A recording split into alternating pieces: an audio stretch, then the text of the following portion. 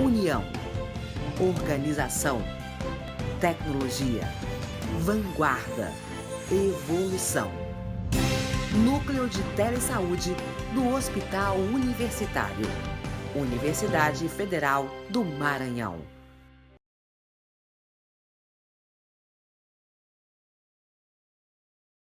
Boa tarde, a gente agradece pelo espaço do curso de Telesaúde da Universidade Federal do Maranhão. Dizer que é um prazer estar aqui. E nós estamos aqui no Maranhão hoje porque a gente está participando de um projeto da Organização Pan-Americana de Saúde que chama Abordagens Inovadoras para Intensificar Esforços para um Brasil Livre da Hanseníase. Essa palestra Direito dos Doentes de Hanseníase e Estigma, a gente vai estar ministrando aqui, falando algumas coisinhas sobre a questão da hanseníase, né? Hanseníase é uma doença muito estigmatizada, então é importante a gente construir porquê desse estigma, para a gente entender por que é tão difícil, né, as informações acerca da doença. Do ponto de vista clínico, né, uma doença que tem tratamento, que tem cura, né, o medicamento é gratuito, pode ser tratado em qualquer unidade básica de saúde, próximo da sua casa. Do ponto de vista clínico, é uma doença simples, mas a questão do estigma e preconceito é o que vem atrapalhando a doença, a cura e a eliminação da doença no Brasil como um todo. Os primeiros registros da hanseníase, né, são datados do ano de 3.500 anos antes de Cristo. Se vocês observarem bem, na Bíblia, é a única doença que aparece, e na Bíblia aparece como a lepra. E a lepra bíblica, né, a primeira grande diferença é que a lepra bíblica é uma maldição. Hanseníase é uma doença.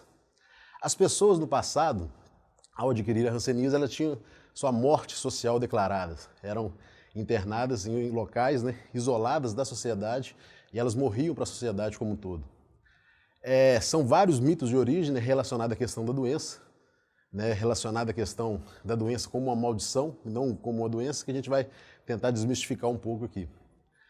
O que, né, contribuiu muito para essa questão do medo que as pessoas têm, preconceito relacionado à questão da hanseníase, foi, né, o período de isolamento compulsório que se deu no Brasil a partir de, né, das primeiras décadas de 1920 até 1986.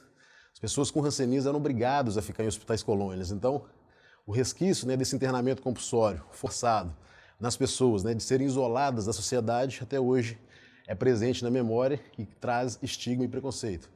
E a gente vai falar um pouquinho da questão dos direitos, né, ligados às pessoas que tiveram hanseníase, que foram isolados compulsoriamente, e os direitos aí dos pacientes aí que estão contraindo a doença, né, hoje aí na sociedade, o que são esses direitos como um todo.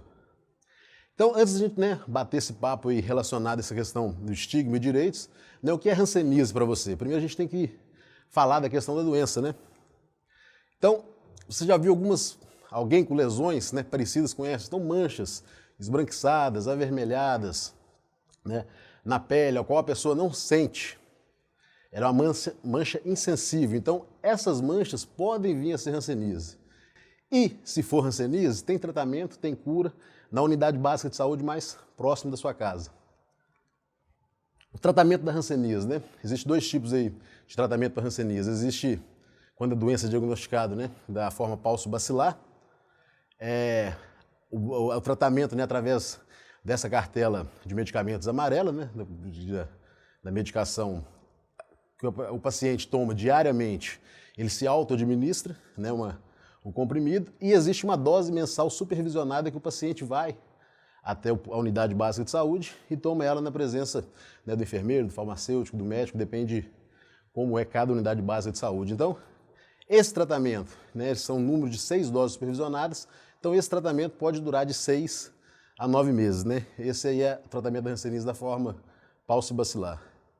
Da forma multibacilar, né, que é um outro diagnóstico da doença, a duração do tratamento são 12 doses supervisionadas e esse tratamento pode ser feito de 12 a 18 meses, né, de acordo com a frequência do paciente. Né? Se ele não faltar nenhum dia na dose supervisionada e fizer o tratamento direitinho, com 12 meses ele vai encerrar aí esse tratamento relacionado a esse tratamento multibacilar. Então, né, isso é só para mostrar que o tratamento da hanseníase como um todo é muito simples.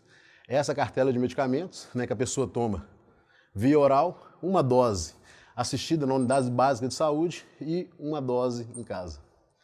E mesmo assim, né, mesmo sendo uma doença, né, de tratamento simples, né, ainda hoje as pessoas estão ficando incapacitadas por causa da hanseníase. E, ao ficarem incapacitadas por causa da hanseníase, elas ficam incapacitadas para o trabalho e essas incapacidades alteram na vida das pessoas, né, para sempre.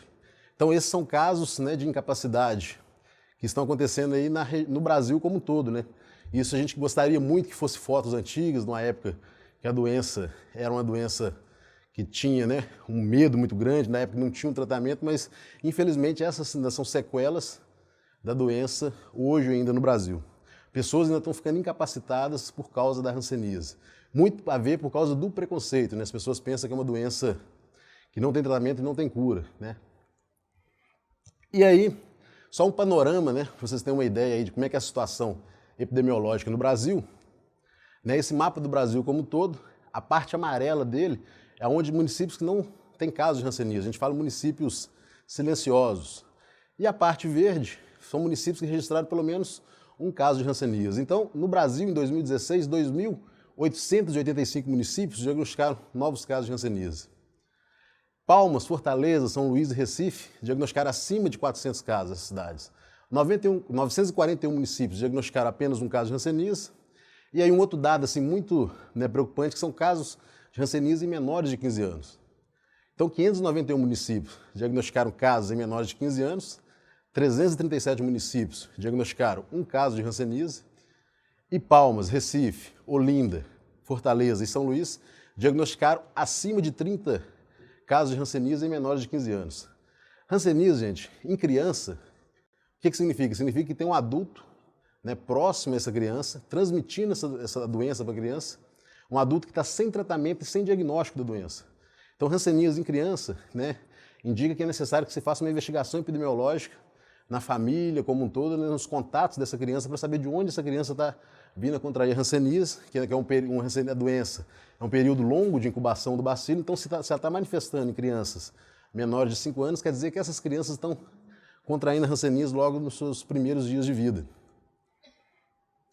Relacionado, né? Essa primeira introdução aí foi para a gente agora falar geralmente sobre a questão do estigma, a construção do estigma, né, relacionada à hanseníase como um todo. E essa introdução aí foi para a gente começar a desmistificar a doença. Né? A doença tem tratamento e tem cura.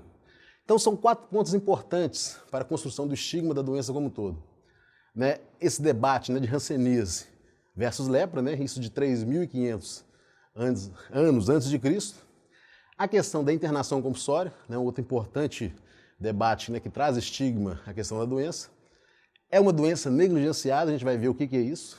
E é uma doença visível aos olhos, uma doença de pele.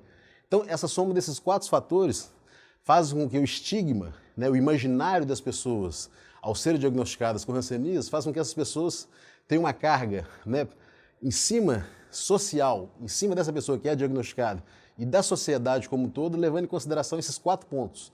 Mesmo que não seja tão visível aos olhos nus, mas quem é diagnosticado com hanseníase leva, né, uma carga social da doença construída aí milenarmente.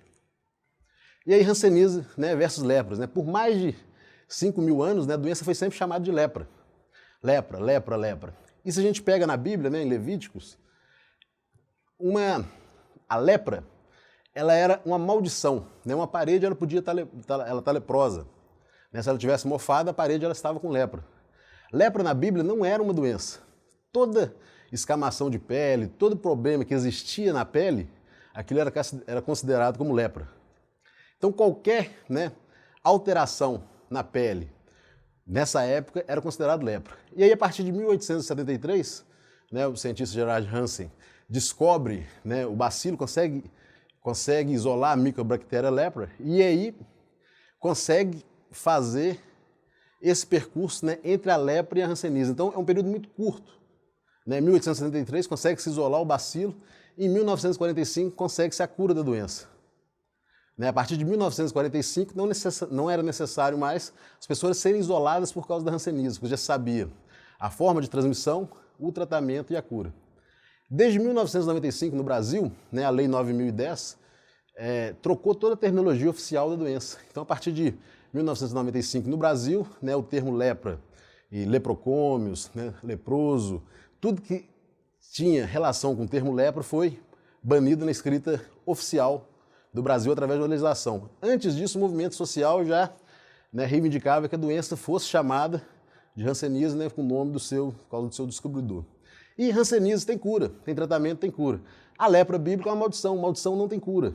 Então, a principal diferença entre a hanseníase e a lepra se dá muito nessa questão de saúde. Hanseníase é uma doença, tem tratamento, tem cura. Questão da internação compulsória, né? Então, no Brasil, até 1986, as pessoas eram obrigadas a serem internadas compulsoriamente, eram obrigadas a ficar nas colônias. Em esse ano também, até 1986, os filhos das pessoas que nasciam dentro das colônias eram obrigados a serem isolados. Eles eram criados em instituições criadas para eles, para estes fins, chamados de educandários, creches, preventórios, e essas crianças eram obrigadas a serem criadas sem o convívio dos seus pais.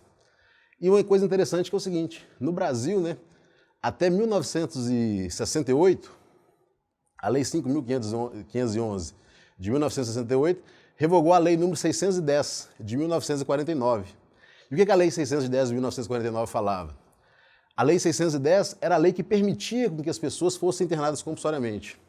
Então, aí tem uma outra coisa que é o seguinte, o Brasil continuou 18 anos internando compulsoriamente as pessoas com hanseníase, separando os filhos dessas pessoas dos seus pais, sem uma legislação. A partir de 1968, não existia uma legislação que permitia que a internação compulsória continuasse. Mesmo assim, o Brasil continuou até 1986.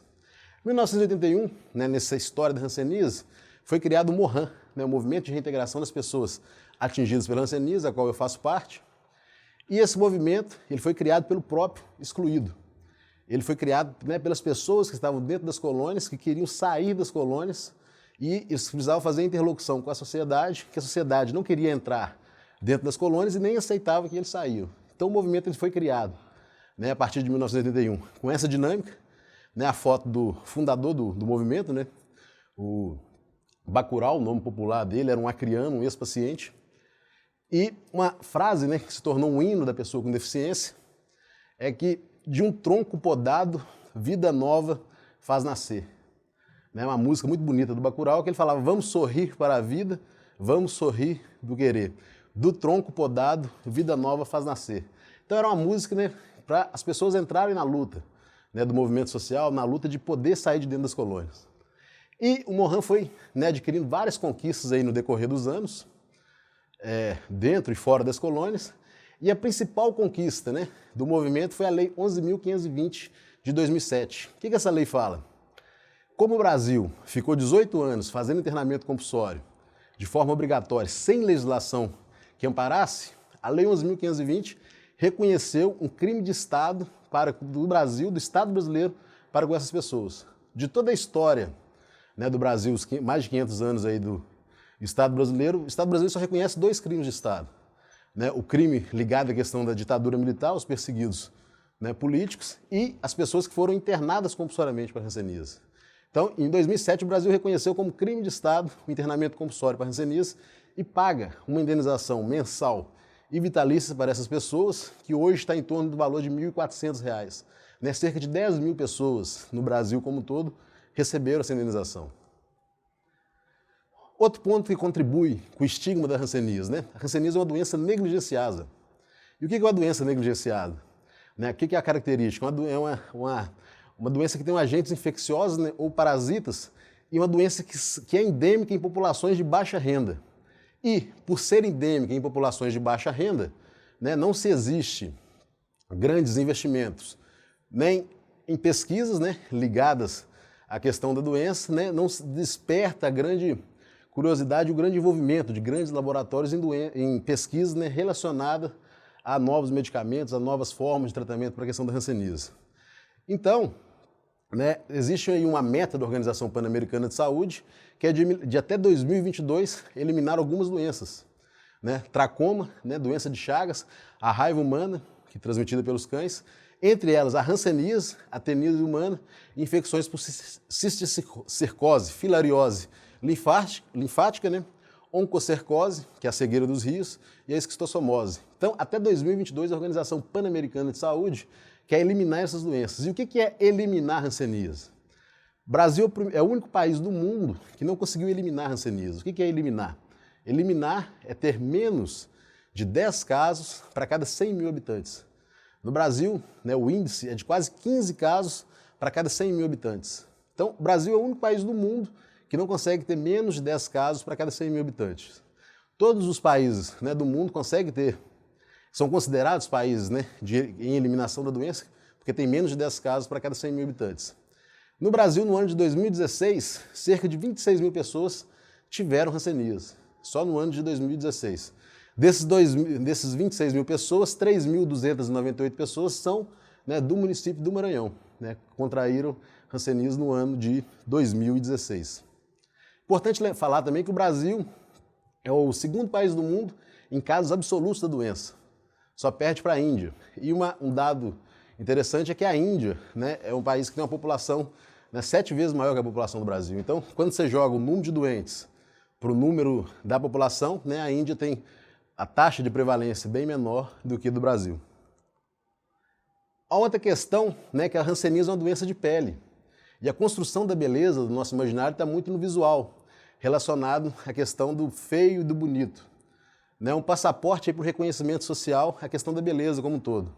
É uma doença da pele. Né? A pele é o maior organismo do nosso corpo. 15% do peso corporal, né, do nosso peso corporal, é pele. E as doenças na pele, de um modo geral, elas provocam sentimento de inferioridade e afetam as relações interpessoais, cotidianas e sociais da população como um todo. Então, pessoas, né, com doença de pele, elas tendem-se a se esconder um pouco mais, tendem-se a ter um estigma si próprio por causa daquela doença que ela tem, aquela marca que ela tem na pele. E o que é o estigma em si? A gente fala sempre de estigma, mas qual que é essa definição de estigma? A definição de estigma ela foi criada pelos gregos, né? É uma forma de apontar algum sinal corporal para identificar algo de extraordinário ou de mal. Né? Pessoas com a marca da realeza, que era um estigma, né, que era criado socialmente, a respeito, né, que fazia o status moral dos que tinham no caso. E aí pessoas, né, com manchas e marcas na pele, é uma forma de ter um estigma, né, mas é um estigma que traz a questão mal, não é uma questão bonita. Então, questões, né, que é o estigma como um todo. Um outro exemplo de estigma. Polícia Militar, por exemplo. Polícia Militar, né, dos diferentes estados, eles têm uma orientação que é o seguinte: olha, pessoa negra, de boné, bermuda, camisa, né, chinelo, abordar porque essas pessoas estão no grupo aí socialmente caracterizados como possíveis delinquentes. Então isso também é um estigma. Né? Você faz o estereótipo das pessoas e faz com que essas pessoas sejam abordadas porque elas podem ter um potencial ofensivo.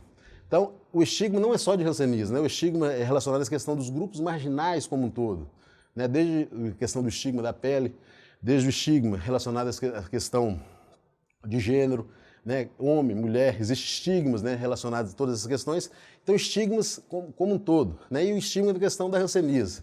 E esse estigma deixa a pessoa numa posição inferior, social inferior, né? Preconceito e discriminação. E muitas dessas pessoas são levadas, né, até a agressividade e hostilidade, né, o que inevitavelmente influi no prestígio social. Na questão da agressividade, né, e hostilidade, a gente pode, né, ver o que acontece aí no Brasil como um todo com os travestis. Né? Só no ano de 2017, 141 travestis já foram assassinados no Brasil, né, por o único motivo de serem travesti. Então, é um outro estigma que, né, leva à questão da agressividade e hostilidade. São várias formas de estigma que nós estamos, né, trabalhando e falando um pouco relacionado à questão da hanseníase. Então, a soma desses fatores, né, o termo, né, hanseníase, né, essa discussão entre hanseníase versus lepra, a internação compulsória que foi executada, né, no mundo todo, mas no Brasil até o ano de 1986, por ser uma doença negligenciada, e por ser uma doença negligenciada, ser uma doença das camadas mais populares, né, mais pobres, e ser uma doença visível aos olhos, ser uma doença de pele, esses 4 fatores constroem o estigma da pessoa que tem hanseníase.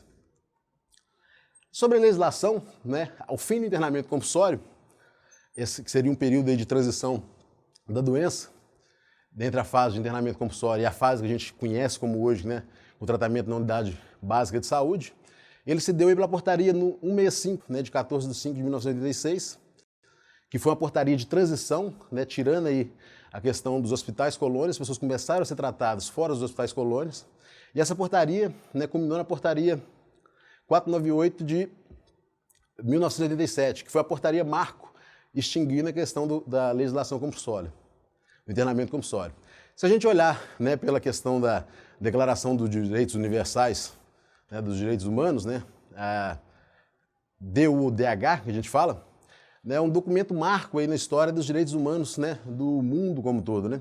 Ela foi elaborada com a representação de diferentes países, diferentes origens, né, jurídicas e culturais, de todas as regiões do mundo, né, e a Declaração Universal dos Direitos dos Homens foi declamada na Assembleia Geral das Nações Unidas, em Paris, em 1948.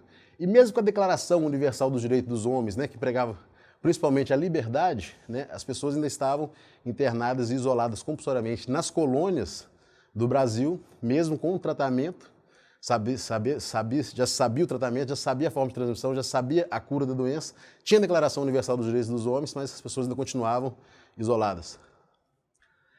O que aconteceu para que as pessoas começassem, né, esse processo de deshospitalização? Foi na questão da reforma sanitária brasileira. Foi um conjunto favorável de se fazer a reforma sanitária brasileira dentro do contexto da redemocratização do Brasil. Né, a crise do regime autoritário, o regime militar, né, de 1964 a 1984, foi o período que se conseguiu fazer a questão da revolução da saúde, né, que se implantou o Sistema Único de Saúde, e foi no mesmo período que fez a transição democrática. Então a elite política do país, nessa época, falava que o Estado brasileiro tinha uma dívida social com as pessoas no modo geral.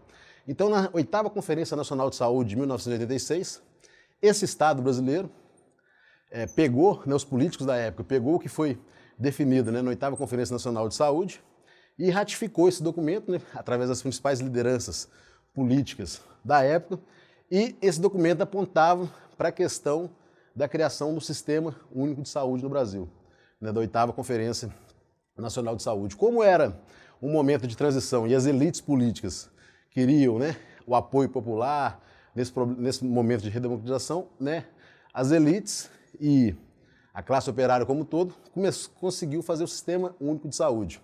A partir desse momento, e o Sistema Único de Saúde ele foi implantado no Brasil com uma não adesão de grupos importantes, e por isso que o Sistema Único de Saúde ele é uma disputa, né, como um todo, uma disputa da sociedade até os dias atuais. Mesmo em 1986, né, através da Conferência Nacional de Saúde, os movimentos sindicais como um todo, né, os grandes movimentos sindicais, eles não aderiram ao Sistema Único de Saúde, eles continuaram, né, brigando pela sua saúde privada, e a classe média do Brasil como um todo também não aderiu ao Sistema Único de Saúde. Então, essa não aderência, né, dessas classes aí, sindicais e da classe média fez com que o Sistema Único já fosse criado em um momento de disputa. Né, um momento de disputa que hoje ele é muito colocado através da judicialização da saúde, que a gente vai falar um pouquinho depois. Então, né, direitos fundamentais. A gente falou um pouquinho de direitos humanos e existe uma diferença clara entre direitos humanos e direitos fundamentais. Né, os direitos humanos são aqueles direitos na Declaração Universal dos Direitos dos Homens, né, que vale para todas as nações e toda a população, né? Basta você nascer, você tem, né, o direito da pessoa humana como um todo. Direitos fundamentais são os direitos que são positivados nas constituições, né, dos países. No nosso caso, o Brasil, né, a Constituição Federal de 1988, né, tudo que está na Constituição são considerados direitos fundamentais da população. E o artigo 6º da Constituição fala que são direitos sociais: a educação, a saúde, a alimentação, né, o trabalho, a moradia, o transporte, o lazer, a segurança, a previdência social, a proteção à maternidade, à infância, a assistência aos desamparados na forma dessa Constituição. Então, o artigo 6º, né, é conhecido como os direitos sociais do cidadão brasileiro. E aí, o que veio regulamentar o artigo 6º da Constituição? Uma coisa é falar, né, que você tem direito à saúde, outra coisa é você colocar em prática uma política pública de saúde. Então, a Lei 8080, né, de 1990, que é a lei que cria o Sistema Único de Saúde, regulamenta em todo o território nacional, né, as ações do serviço de saúde isolado, né, ou conjuntamente praticadas em caráter permanente ou eventual, seja por pessoas naturais ou jurídicas, né, de direito público ou direito privado. Então, a Lei 8080 é a lei que regulamenta o SUS como um todo. E o SUS é um debate que é sempre, né, colocado em prática. A primeira pergunta é a seguinte, né, existe SUS no mundo? Né, não existe. O SUS é uma coisa do Brasil. O Sistema Único de Saúde ele é universal, né, do Brasil.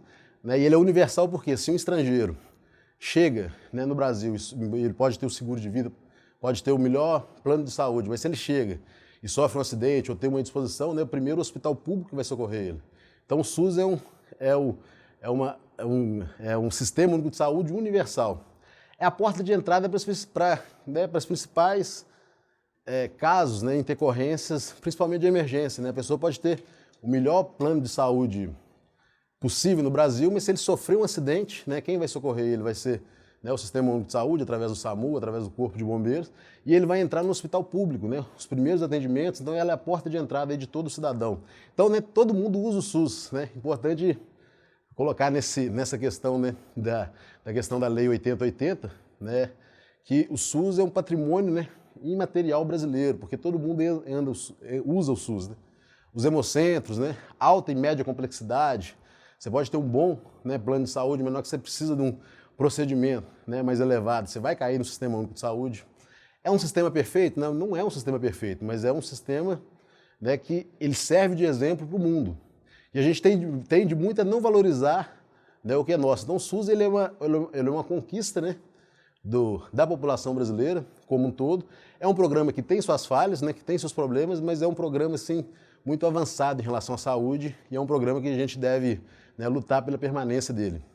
Uma coisa muito importante que existe no Sistema Único de Saúde, que foi criado lá atrás, né, desde a Lei 8080, é os Conselhos Municipais de Saúde.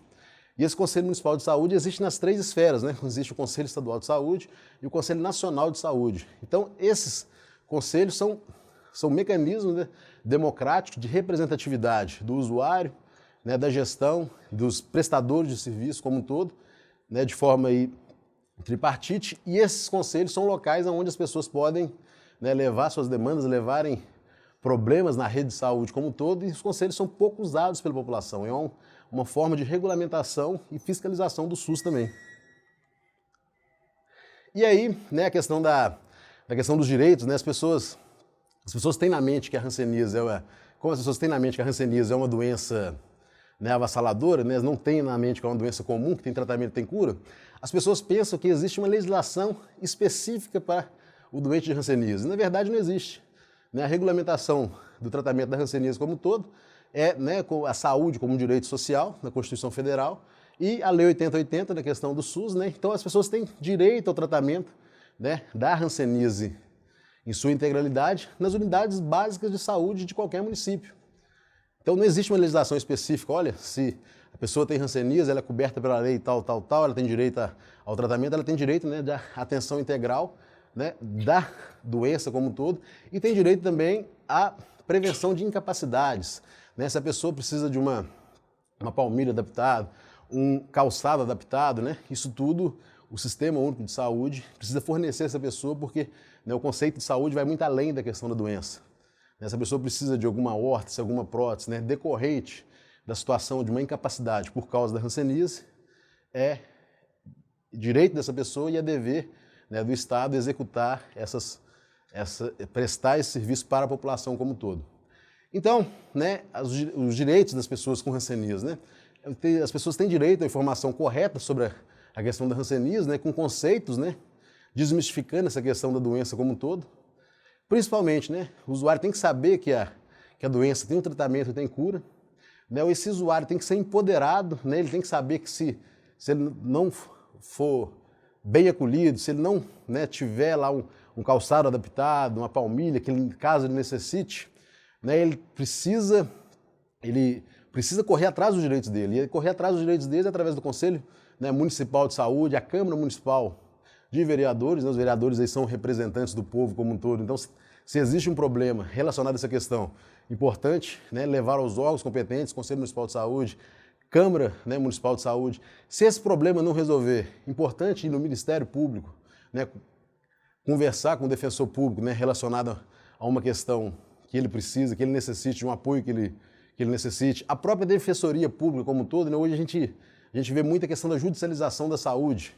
A judicialização da saúde nada mais é do que garantir que o cidadão tenha direito a algum acesso a algum serviço, né, que ele é ofertado ou não pelo SUS. Mas na questão da hanseníase como um todo, né, o que a gente vê por aí é que as pessoas não chegam a judicializar suas demandas, né, para ter acesso a algum bem que necessite. Mas se necessário for, né, as pessoas podem, judicializar aí a questão da saúde também relacionada à questão das órtese, prótese e alguma, né, calçados adaptados que necessite.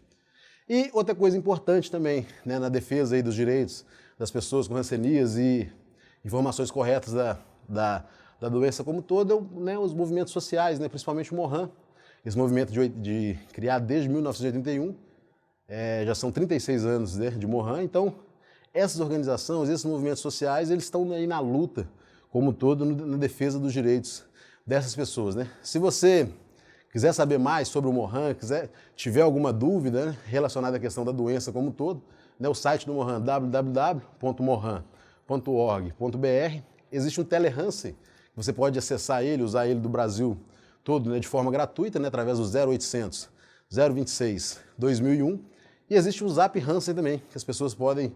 Hoje, né, está muito localizada a questão do celular, né? A informação sempre está na palma das mãos, então você pode utilizar aí o Zap Hansen também, que é o 21 97 912 0108.